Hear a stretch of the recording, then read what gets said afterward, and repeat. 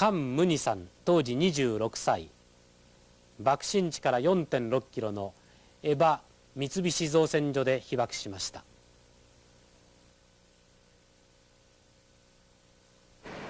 あれが方にあって、こちらの方はほとんど政財関係。広島には当時朝鮮半島から渡ってきた人が8万人を超えていたと言われます。菅さんは10歳の時、両親に連れられて東園にあたる人を頼って広島に来ました。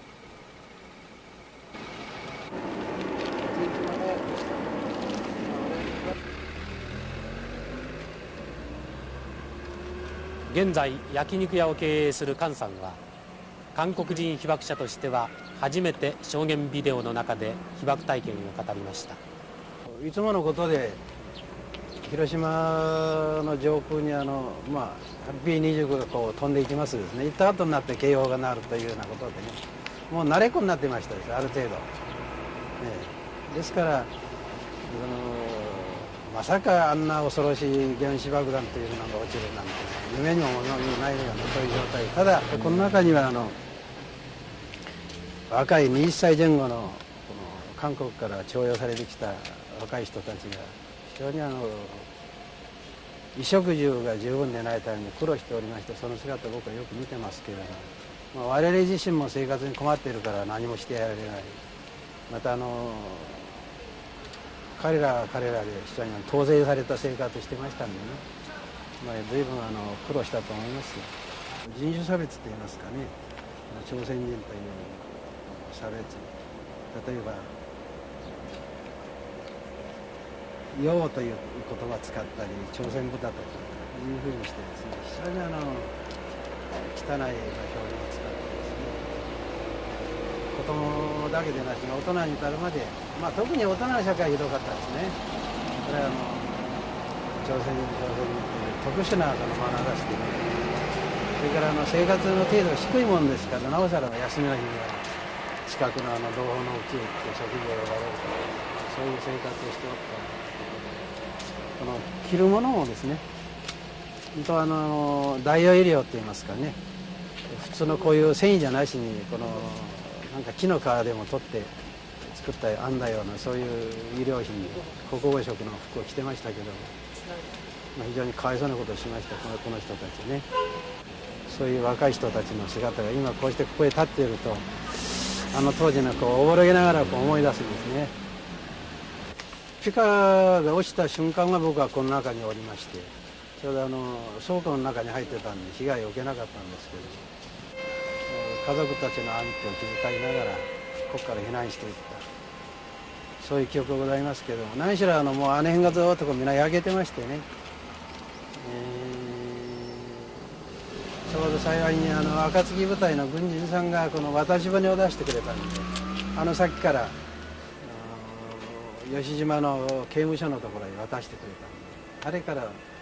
渡ってずっと塀越しにですね、塀を伝ってこう回りながら吉島本町の方を通って、その時にはもうすでに焼け落ちて炭火になってましたけどね、その炭火を踏んで僕は南大橋を渡って家に帰った記憶ございますけど、家がちょうど半壊状態で倒れて誰もいない。それからずっと家族を探して歩いた。みんなみゆき橋のたもとの今跡形もございませんけども、龍馬師匠のちょうど芋畑がございましたので、辺が避難しておりました。それでやっと探して見たけども、父親がいないということでまた大騒動でみんなが探して歩いたんですけど、今県病院の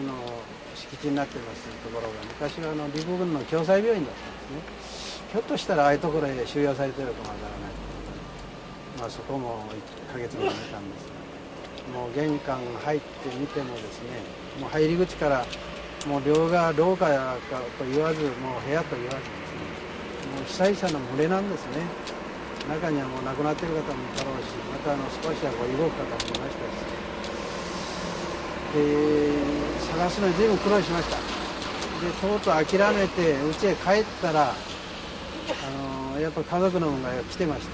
いや父親今戻ってきたということで見ますと、この頭がやられましてね、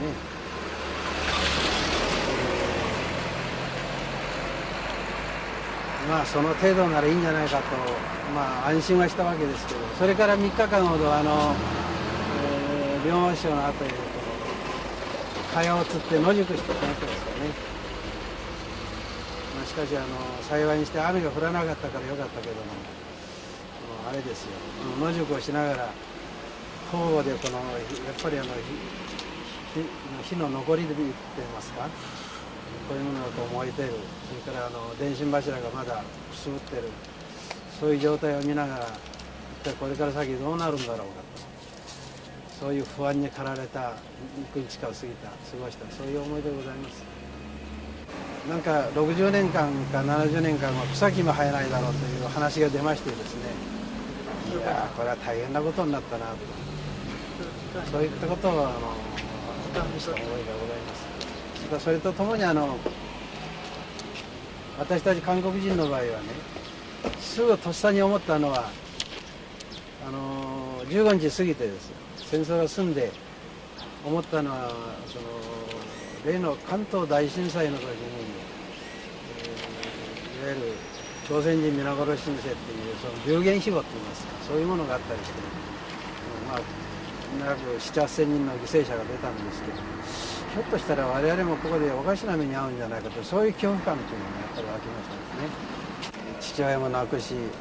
弟も亡くしたと、あるいは一族の中にはたくさんの死者が出たと、そういう、悲劇を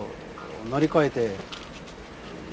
これから先祖国がどういうふうに発展していくのか、我々は日本に残って生きていくためにどうすればいいのか、とにかく思いが父に乱れてですね、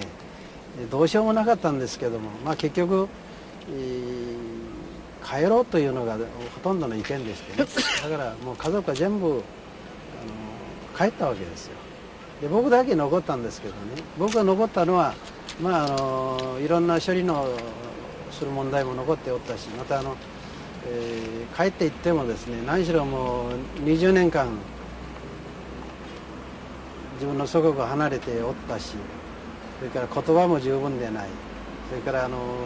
向こうに残した財産もどうなってるのか全然分かんないし、そういう不安感もあったわけですね。だからとりあえず家族だけ一応返して、で僕だけ残ったわけで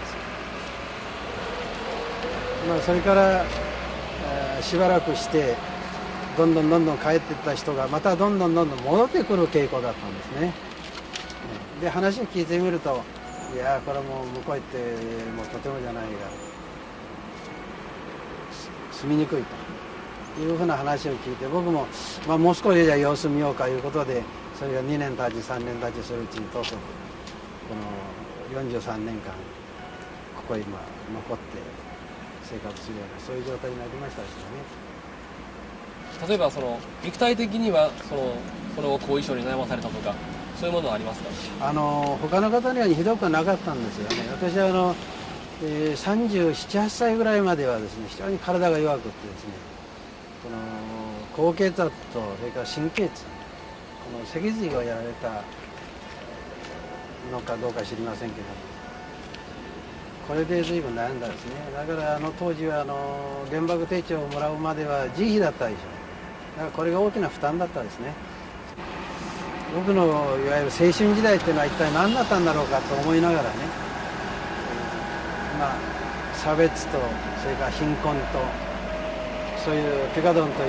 非常に世界で初めてのいわゆるそういう悲惨な目に遭わされた、そういう思いに43年間というのを過ごしてきたんだと思ってますけどね。広島の辺りから帰っていった被爆者っていうのは約3万人から3万4、5千人と言われているんですけども、この人たちは向こうへ帰っていった。それから真梨に625動乱、これは昭和25年になるわけですね。1950年ですから、